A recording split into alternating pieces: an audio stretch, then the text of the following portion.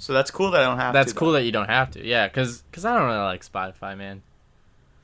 Yeah, it's weird. It feels like it's an unpopular opinion, but I feel pretty similarly. I totally get why other people like it, and I think if you think that Spotify's better than any other streaming service, you're right for you. But personally, yeah, I feel similarly.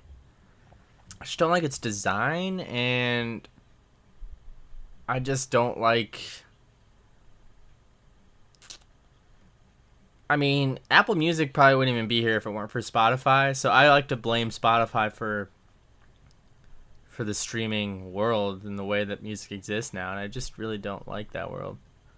You know? Like, I just kind of blame them as a business, like, starting this up and changing the way music intake happens. I don't like the way music intake happens now.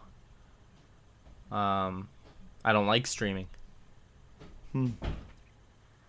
So that's a part of why I don't like Spotify. But also, it's design. I just really don't like its design. Yeah, and they have a lot of features that a lot of people like, but I think I'm with you where I don't need them. Mm-hmm. I don't need them. I kind of just... Yeah, I think I've been kind of using my Apple Music as mostly an album-based thing. Uh-huh. Especially, like, in the last, 4 months. I wonder if there's any way to, like, is there any way to compete with streaming? I know that's like... It's a $1 million question, but I'm here for it. Yeah, just buying some time. Yeah, I mean, there's not. It's tough. It's tough because it's great for the user. Well, but at least as users, we think that. Yeah. So I guess you'd have to really tune into the ways that it lacks is the income for the artist is pretty terrible. Yeah. But it's a huge platform that allows you to get it from merch and touring. Yeah. So it doesn't kill the industry, but it changes it. Yeah. Takes the focus away from streaming, but it gets people to see your band in an easier way and then maybe buy your merch. But the music, the seeing of the band isn't necessarily going to get them any money. But it does give them a chance to like the music and get them to buy the merch. Yeah, you can build the following because if somebody says, "Hey, go check out this band," you can. But I don't. There's a lot of people that if they told me to go check out this album and I had to go find it in a store and pay $20, I'd be like, "Yeah, man, I bet it's pretty good." So it's good for that. But then so the downfall, not great financially for artists, and then it can kind of devalue things because when everything's at your fingertips, you don't really appreciate or even pay attention to it always. Yeah. And we get in that rut of if you have 1 billion songs, you listen to the same 20. Mm-hmm. Mm-hmm. So those are the two. So you'd have to solve Whereas one of those, and even then... Yeah, if you only had 20 songs, you would be motivated to look for more songs? Well... Is that yeah, that's sort of the opposite, right? Like if you only had 20 songs, you'd eventually need more songs, so you'd have to go search for more songs. Yeah, I think you would really appreciate those. And I think people are just overwhelmed by the options. Mm-hmm. I mean, if you walked into a grocery store and they had 300 kinds of peanut butter, you would maybe start by trying 5, and then you find one that's pretty good, and you just buy that same one forever, because there's 300. Yeah, and I know that this one's not bad, so I'll just get this one. That's a good point. And then there's also sometimes a lot of people don't even try the other ones out. They just grab that one that they've seen the most, that GIF, or the Skippy. And they don't even think about it, but they're just listening to Drake because that's what's everywhere. That's. Oh, that's funny. You got a whole I could store get guilty full of it. Yeah. Oh, for absolutely. Sure. Yeah.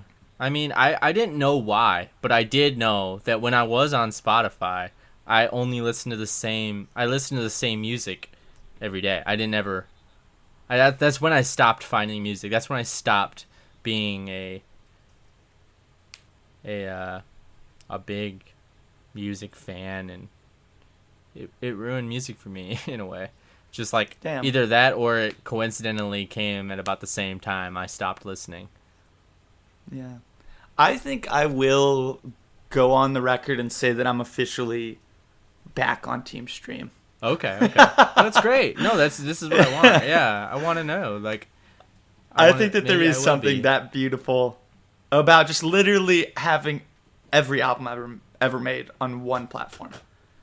And what's kind of bothering me with film is like, dude, now that there's more streaming services than ever, you need to have more and more, and it's getting to the point where like you just like can't have them all. And even if you have them all, like if there's a movie, if somebody's like, go check out this movie, and like you can't find it on Netflix, Hulu, Amazon Prime, you're just not gonna watch it. Like, yeah, so I well, feel like dude, there's just this thing where if it's I've been you're doing good it about lately that. though. I'm getting really into renting movies. And and that's huge. That's huge. I think that makes a lot of sense.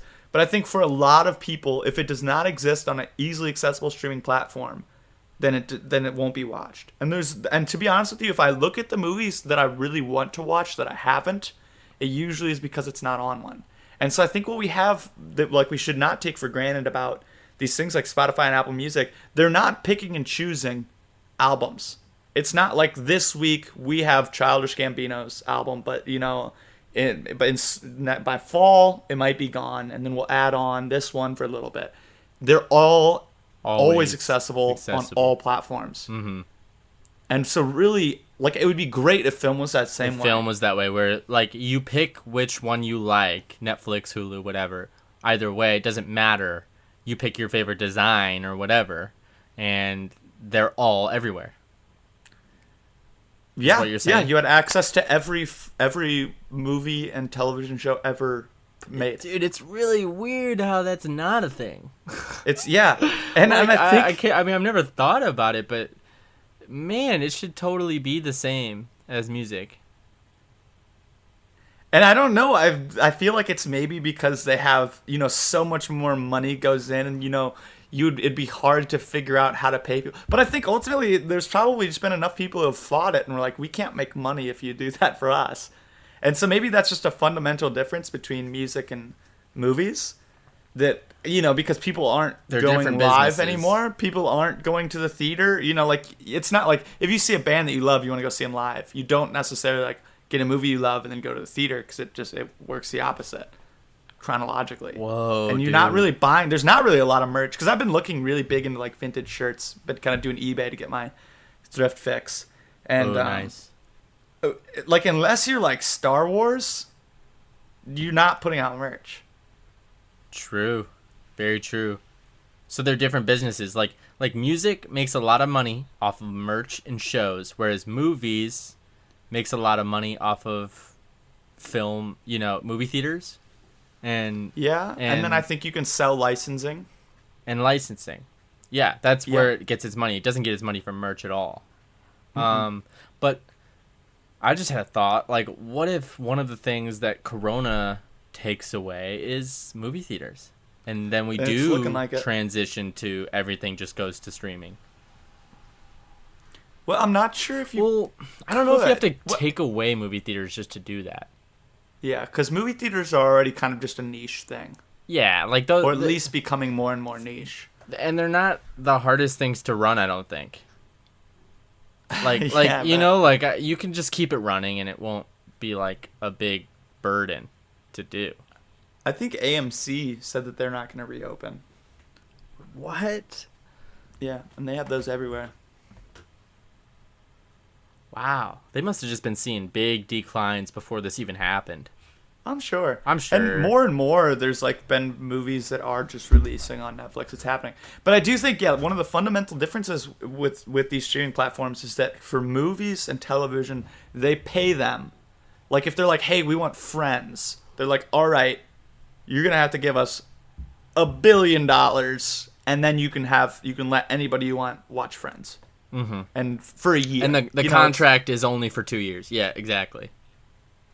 It's not like music. because It's it like, gets hey, on Spotify or because it gets on Netflix doesn't mean it's going to stay on Netflix. It's always a limited time.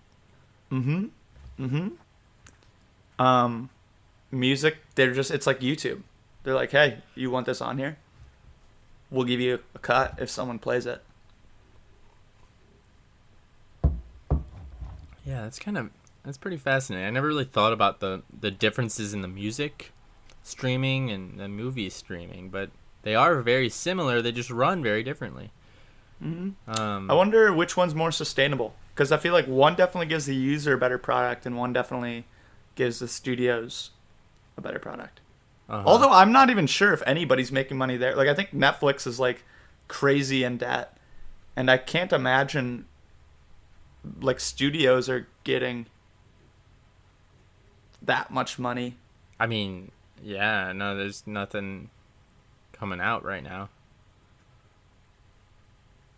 What do you think? Is film more successful financially now than ever? Because of Netflix and all that?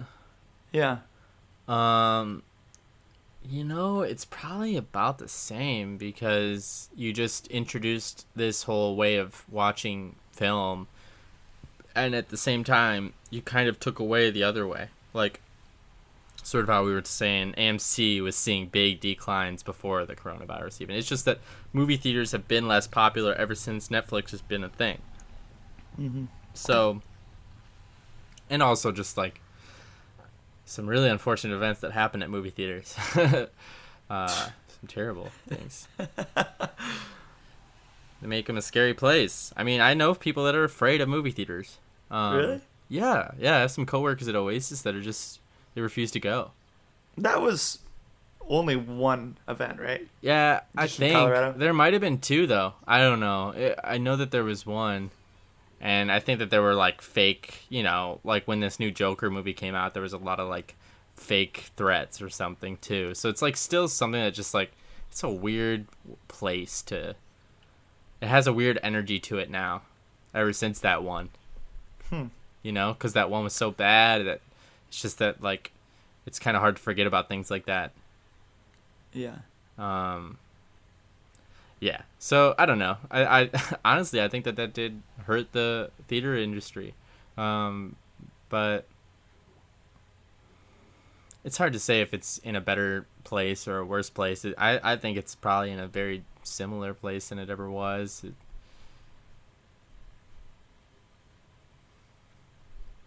I just don't know the logistics of selling your film to Netflix. Yeah. If it counts, streams, and you get paid on streams, or if you just get like a set base amount of money for them to have the rights to play it.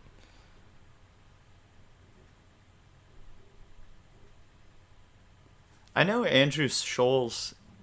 I listened to I think it was probably on Joe, that he was kind of talking about how he thinks that YouTube is just going to overthrow even like Netflix.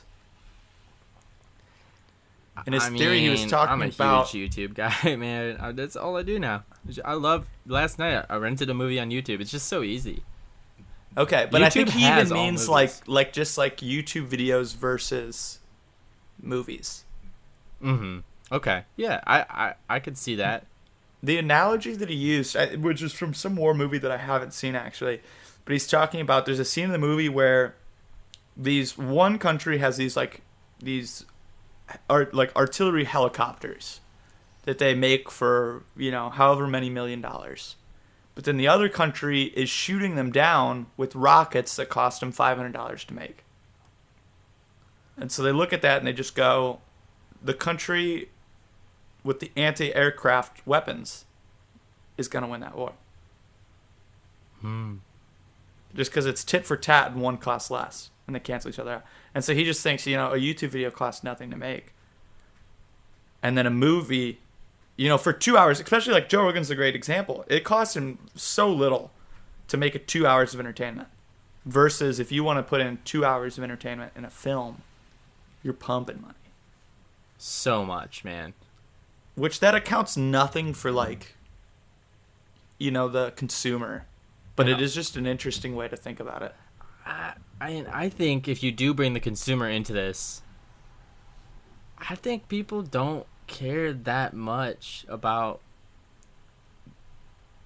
the perfection or the magic of movies anymore. Yeah. Like, they're more into.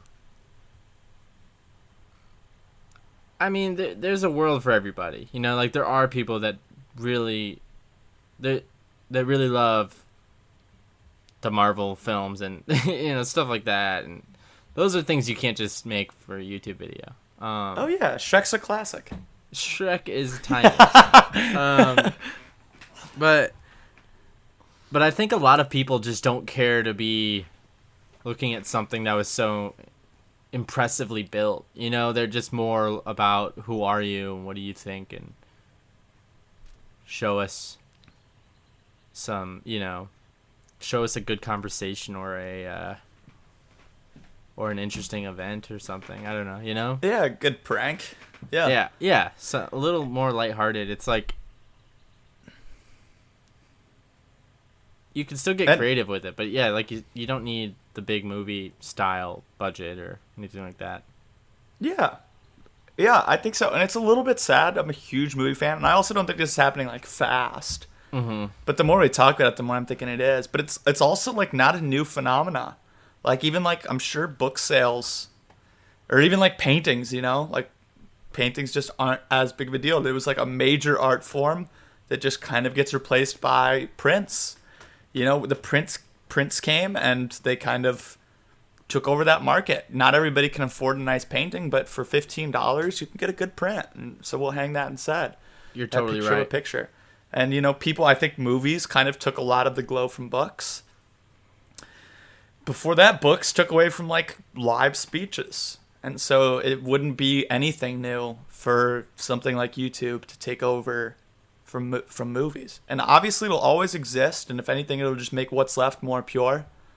Yeah, but you have these YouTube channels that you watch at night. Or even just from the random logarithms of YouTube. Yeah. Or even, I think Instagram is a serious competition for film. Dude, all I know is Instagram is always trying to take anybody else's ideas. Yeah. I mean, they just added a Zoom. Really? Yeah. So now you can just go to DMs or whatever on Instagram, and you can just invite as many people as you want to a Zoom. Love it. Yeah.